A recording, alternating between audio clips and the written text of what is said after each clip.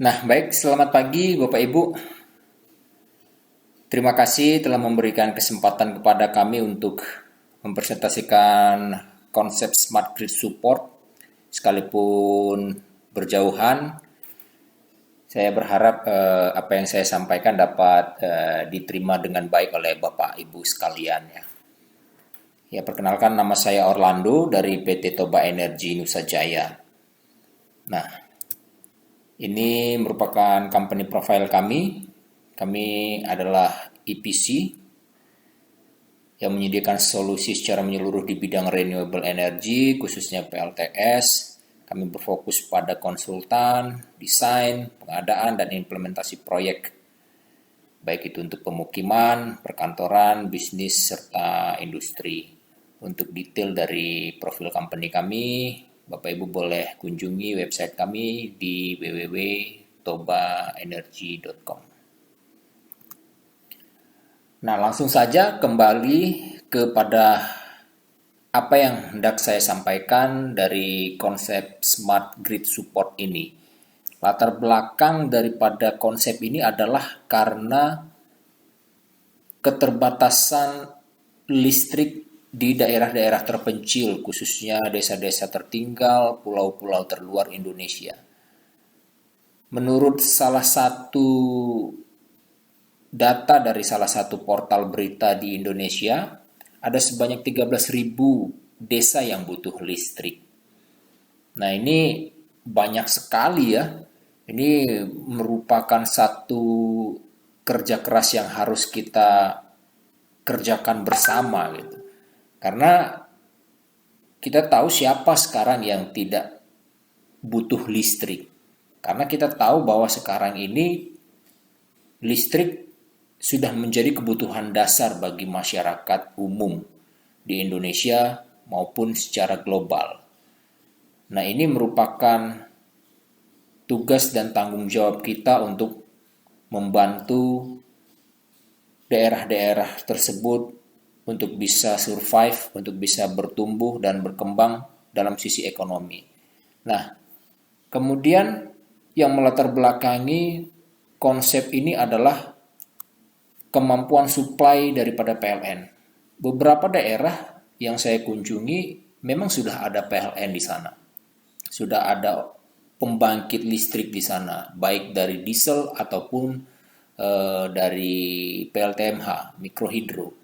Namun supply-nya ini masih sangat amat terbatas. Mereka hanya melayani dari sore hari sampai pagi hari, atau bahkan ada yang lebih ekstrim dari sore hari sampai jam 10 malam kemudian padam lagi. Nah, ini sungguh menjadi satu hambatan bagi pertumbuhan ekonomi di daerah tersebut. Jadi, kalau ingin maju dalam sisi ekonomi, kebutuhan dasar listrik juga harus terpenuhi. Karena ini menjadi dasar yang utama untuk ekonomi dapat bergerak. Berikut adalah salah satu atau mungkin bukan konsep ya, ini mungkin jaringan yang saat ini sedang ada, existing di desa-desa tersebut. Mungkin ada diesel generatornya sebagai pembangkit, kemudian dialirkan ke rumah-rumah, sekolah, ya, fasilitas umum dan lain sebagainya. Dan PLTS adalah sesuatu solusi yang kita tawarkan kemudian untuk membuat pasokan listrik semakin maksimal, yang selama ini hanya dilayani oleh PLN dengan waktu yang pendek, 12 jam atau mungkin 4 jam saja dalam sehari. Kita dapat layani dengan penerapan Smart Grid Support ini menjadi 24 jam per hari atau 24/7. Kira-kira begini topologi yang terjadi di sana. Saat ini desa tersebut bisa saja memiliki salah satu pembangkit, ya seperti yang saya sebutkan bisa PLTMH ataupun kebanyakan mereka menggunakan diesel generator. Kemudian dari pembangkit ini dialirkan ke rumah tangga. ke beban-beban yang ada di desa atau pulau-pulau tersebut. Nah, sebelumnya saya sampaikan bahwa layanan dari PLN ini kebanyakan belum maksimal.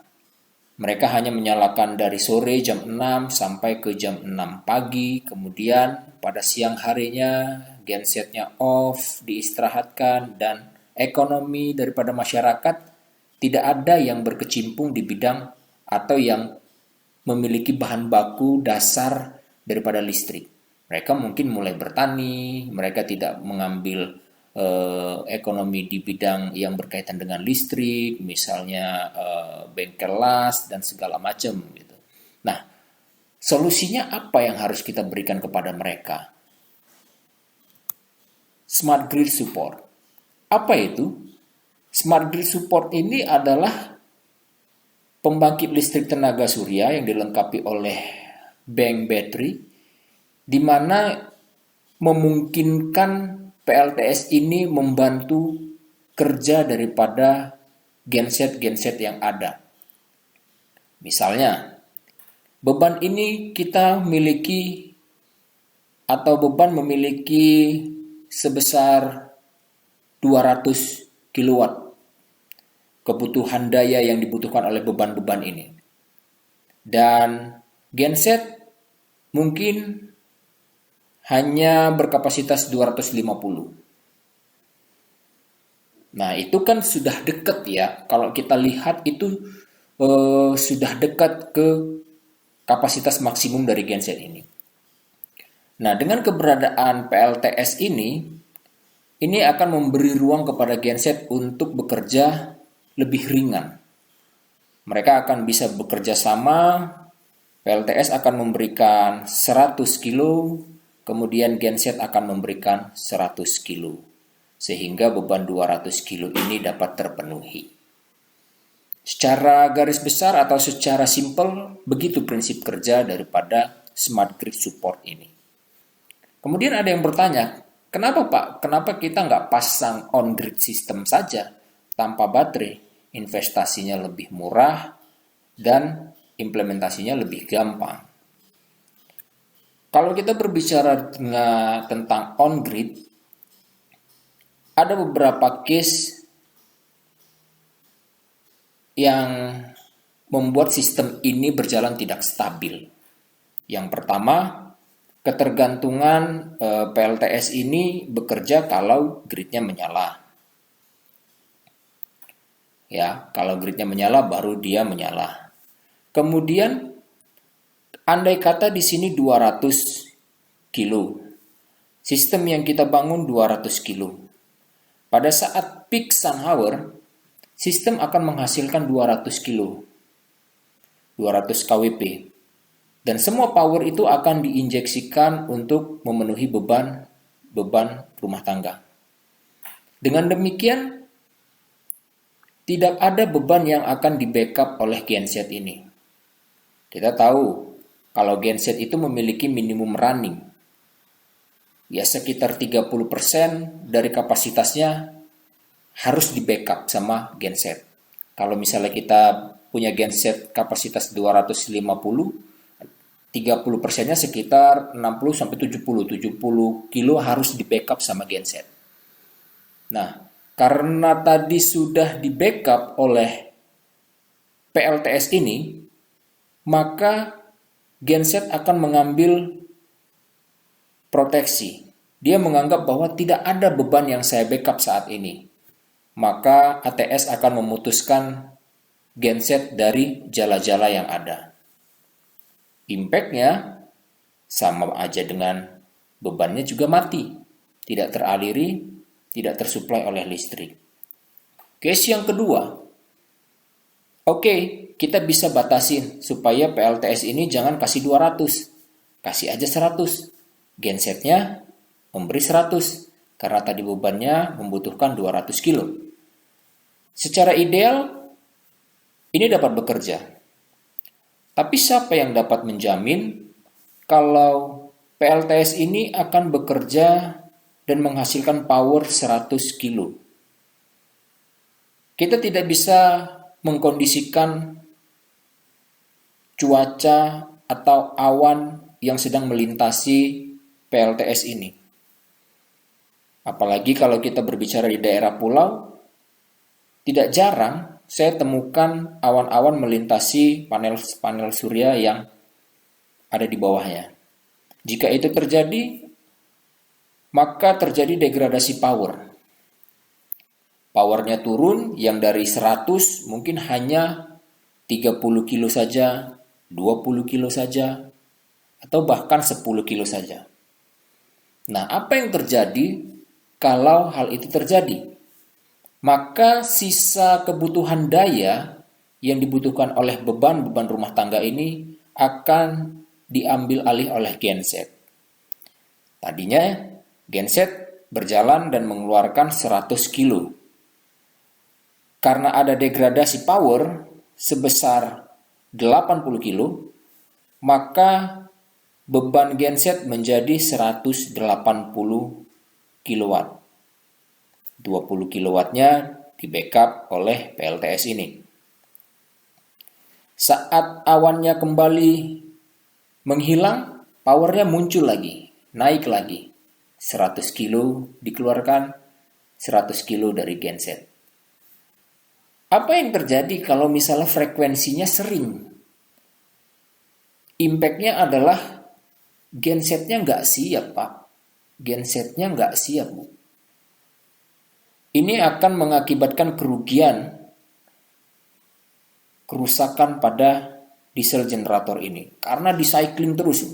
Kadang-kadang RPM-nya cepat karena bebannya ringan, tiba-tiba dibebani dengan sangat cepat. PLTS-nya tidak ada powernya, dibebankan oleh genset. Nah, genset yang dibebani seperti itu akan memperpendek umur daripada genset itu sendiri, bahkan bisa rusak. Itulah makanya kita butuh satu instrumen yang namanya baterai system di sini untuk mengkompensasi kondisi-kondisi cuaca atau awan-awan yang melintas. Sehingga saat kita sudah ekspor 100 kilo, terjadi perlintasan awan dan degradasi power dari PV, maka energi yang tersimpan di baterai akan mengkompensasi ekspor energi yang kita setting. Sehingga 100 kilowatt itu adalah power yang konstan. Tidak lagi terjadi fluktuasi di sana. Nah, memang hal ini kita memang masih akan tergantung dengan genset untuk bisa mengekspor karena beban ini kan di jala-jala ya. Jadi bagaimana kita menyalurkan beban ini kalau gensetnya mati atau padam?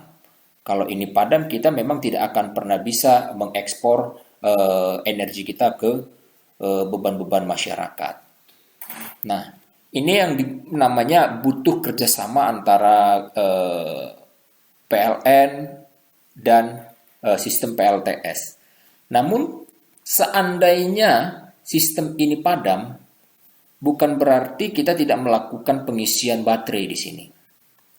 Kalau tadi on grid, kita tidak akan bisa melakukan apa-apa. Matahari itu akan terbuang percuma. Tapi dengan adanya sistem baterai ini, sekalipun gensetnya lagi padam atau maintenance, kita tetap bisa melakukan pengisian baterai di sini. Nah, seketika genset ini menyala, mungkin bebannya seluruhnya dibebankan oleh genset dan ada komunikasi dua arah. Ayo PLTS, beri dong 100 kilo. Nah, kita akan setting di sini 100 kilo kita kirimkan untuk mensupport beban-beban yang ada. Nah, bagaimana kalau ada terjadi penambahan beban? Nah, sistem ini juga sistem yang dirancang untuk dapat beradaptasi akan hal itu.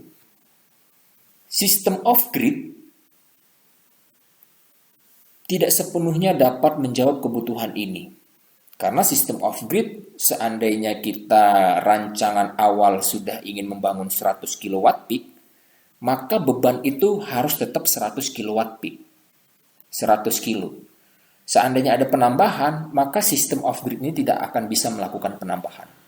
Dia harus menambah satu area baru lagi, bangun off-grid lagi dengan jaringan yang berbeda lagi. Artinya klaster yang berbeda, desa yang berbeda. Nah, tapi dengan ini kita dapat memanfaatkan jala-jala yang ada pada saat itu, dalam hal ini PLN, ya karena ada dalam satu jala-jala, maka kita dapat menambahkan sistem yang baru pada jala-jala yang sama. Sehingga penambahan beban tidak menjadi masalah yang berat bagi sistem ini. Dia akan dapat beradaptasi sesuai dengan beban yang ada. Sampai berapa? Sampai tak terbatas. Saya bikin di sini titik-titik, artinya dia mampu sampai berapa klaster aja, sesuai dengan kebutuhan beban-beban yang ada. Jadi konsep ini sangat baik diterapkan kepada desa-desa atau pulau-pulau yang saat ini sedang berkembang. Karena saya banyak melihat ketika listrik mulai dibangun di salah satu desa tersebut dan sudah mulai berjalan, animo masyarakat itu naik. Mulai dari masyarakatnya membeli peralatan-peralatan listrik, menghidupkan lampu, beli hiburan televisi, radio, kemudian lemari es, pendingin, freezer untuk tangkapan ikan mereka. Nah, jadi bebannya akan lama-kelamaan akan meningkat. Dan saya melihat juga ada beberapa daerah mereka mulai ekspansi bisnis mereka, usaha mereka, mulai dari bengkel las yang memerlukan listrik, dan lain sebagainya. Maka saya sebut ini smart grid support, karena kemampuan beradaptasinya kepada area-area lingkungan atau target-target daripada pulau-pulau yang kondisi PLN-nya saat ini belum maksimal. Nah, potensial market. Siapa yang menjadi market kita untuk proyek-proyek ini selanjutnya? Ya, saya menyebut mungkin saja Pemda melalui BUMD-nya untuk mendukung, menunjang daerah-daerah yang saat ini belum teraliri listrik dengan maksimal. Kemudian desa melalui BUMDes-nya, karena banyak juga proyek-proyek dari pemanfaatan dana desa itu mereka alihkan untuk kebutuhan listrik mereka.